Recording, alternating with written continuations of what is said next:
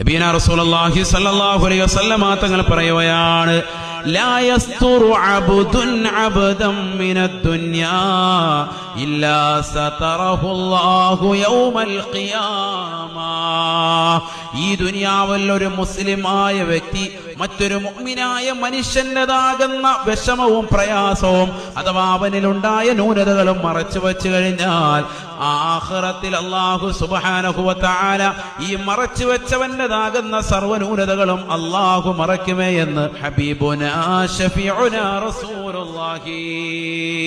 നമ്മൾ ഓരോരുത്തരും തെറ്റുകാരല്ലേ മുഅ്മിനീങ്ങളെ? നമ്മുടെ ന്യൂനതകൾ അല്ലാഹു ആഖിറത്തിൽ വെളിവാക്കില്ല. ലോകരുടെ മുന്നിലെന്നും ഹബീബുനാ റസൂലുള്ളാഹി. ഈ ദുനിയാവിൽ നിനക്കൊരാളുടെ ന്യൂനത വെളിവാക്കാൻ പറ്റുന്നത് ഒന്നില്ലെങ്കിൽ നാട്ടുകാരോട് പറയുക, കൂട്ടുകാരോട് പറയുക, സോഷ്യൽ മീഡിയയിൽ ഇടുക. ഇതിനപ്പുറത്തേക്ക് നിനക്കൊന്നും പറ്റൂല. പക്ഷെ ആഖിറത്തിൽ അല്ലാഹു സുബ്ഹാനഹു വ തആല നിന്റെ ന്യൂനതയെ വെളിവാക്കും. അത് കാരണമായിട്ട് ആര് പറഞ്ഞു? സയ്യിദുനാ റസൂലുള്ളാഹി സ്വല്ലല്ലാഹു അലൈഹി